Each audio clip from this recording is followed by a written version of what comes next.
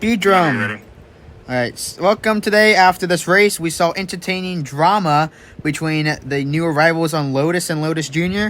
We saw multiple categories be used in this race for the first time in this league, like a Group B and Group C car. I think they both died. But mostly it, Speed drum dominated the league again, with Castle coming in P2 as a good driver himself. And coming back from retirement, Marines in P3, having secured P3 after having the pit from damage and spinning out. Almost getting passed by a P4 at the final turn. Alright, now we want to start with Speed drum over here, our race winner. How do you think you did during this race? I think I did absolutely great.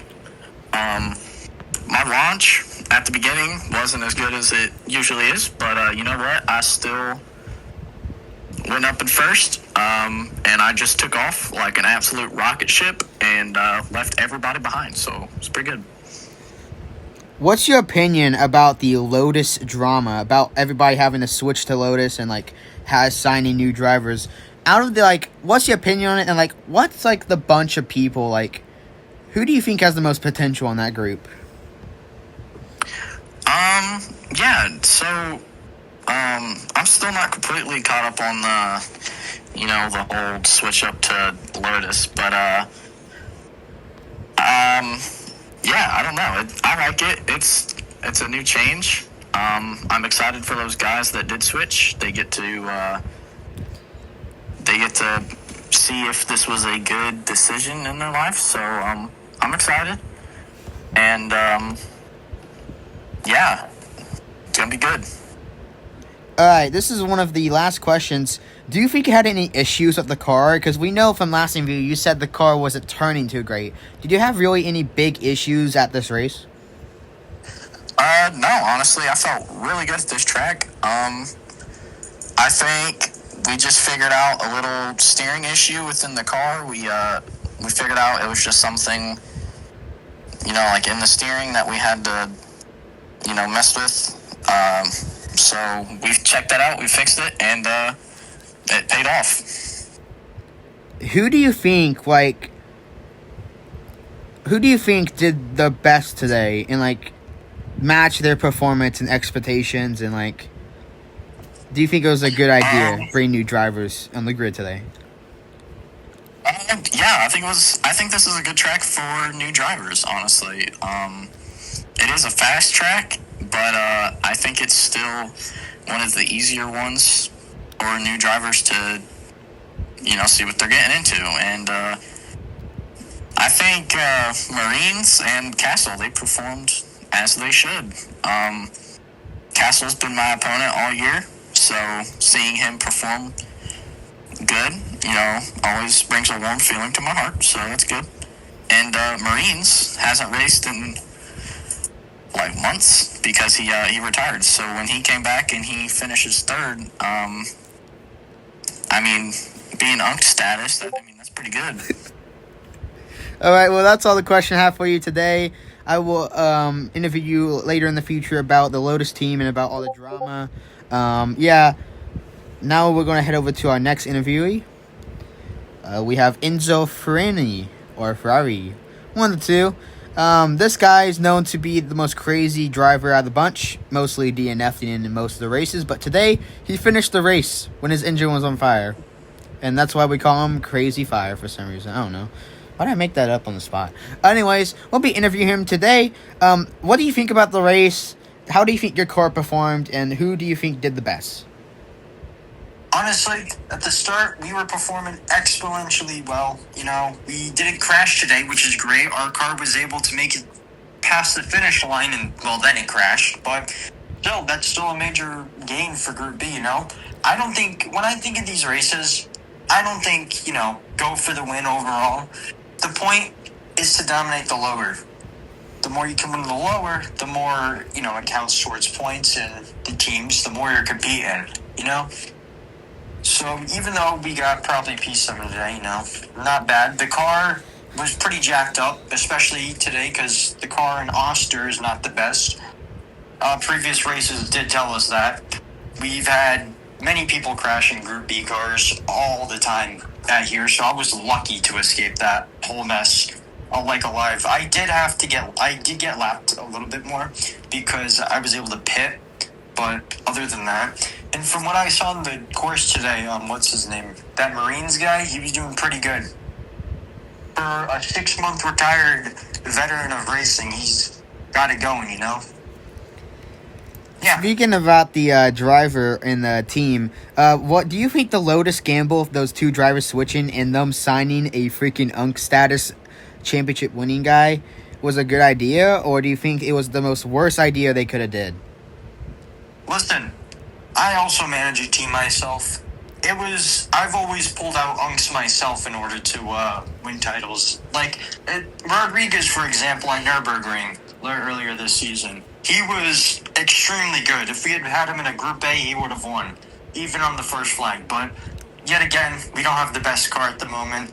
Still working on that, so, yeah, he did pretty good. So I think they made a great decision from that comparison. It's kind of pretty much the same comparison, but yeah, when I think of these drivers, I see people who will have adrenaline the entire race, who will sit there on their keyboard sweating to see if they'll get a win this weekend. So those people who actually succeed, you know, they're doing pretty well. And then you got people like, I don't know, who are just more amateur. But it's all it is.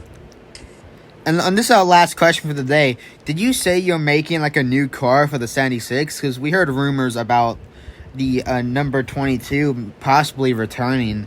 Are you guys making that car, or are you all staying with that Group B for this season? Now that you mention it, we have brought talks back, actually. I've been talking with the team advisor and all, you know. Kind of been busy recently, so we haven't been able to do much. We talked about it, and then we went to Pablo's, our Italian restaurant. Very traditional, by the way. Everybody loves it there. Big team tradition. After every win, we go to Pablo's. We did that recently. But yeah, I think, whatchamacallit. I think at the same time, though, you know, it's kind of like, I don't know. It's, if anything, you have to, like, break it down when you're looking at this, you know? It's all unclear at the same time. So, you know. All right, well, thank you for that response right there.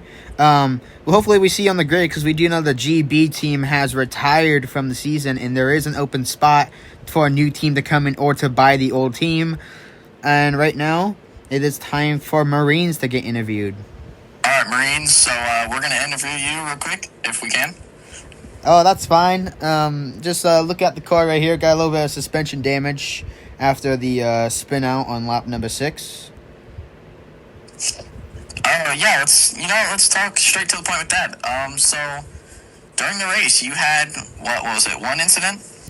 Oh, yeah, one incident with the barrier that did take off my front left wheel.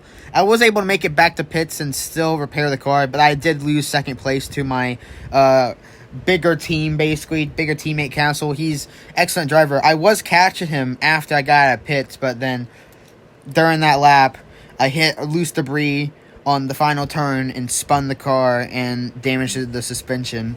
And so the car wasn't as fast, and we were slow and crippled, and trying to run away from that AFL was stressful, but we still got it, and we still got P3. What were your thoughts, going through that moment where it's on that last lap when you're getting chased down by that AFL? I knew the AFL was catching. They knew the AFL was catching. Everyone knew it was going to catch. It had more straight line speed, even if the car was perfect, and the car was not perfect. The rear suspension was just jacked up, not working. So we were just trying our best to run away, and yeah, basically that was happening the whole time. And yeah, it was pretty stressful, but thankfully we made it back. And I was shaking when I got my car when I was able to be on the podium for the first time in over 6 months. How do you feel that you performed during this race? Do you feel like you've reached your standards? I feel like I went a little under what I was going to do this race. I had expectations of basically P2 or P3. I mean, I did meet the standards, but I didn't know in qualifying I was the second fastest behind, Speedrum over there. And Speedrum's a good driver. I used to be his old teammate before I had to retire to host this league. And I do regret having to retire. I wish I was been on his team. Maybe there's talks that we can work out of joining a team together in the future after the season. We don't know really, but I really want to be on a team with that guy again. He was such a great guy. But, yeah, that's all I have to say so far. All right, well, we appreciate you chatting with us for a little bit. We will see you next weekend.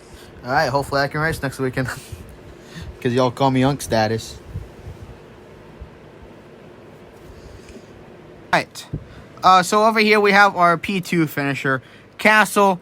After that pass with the Marines incident after tapping the barrier and having to fix his wheel, this individual over here passed him and led second place behind Speedrum for most of the whole race. Maybe he was catching a bit. We don't really know for sure, but we do know that his Lotus was performing, looks like, pretty well from what we saw on the outside of the track. But we're going to go ask him some questions right now. Like, our first question is, how do you think you did this race, and what do you think you can improve on? To be honest, I did really good. I mean, I was in AFL before with a six-wheeler. The car in reality was a little bit good in turning, but it wasn't a really good car in reality. It was really heavy. Getting P2 in a Lotus was really good today.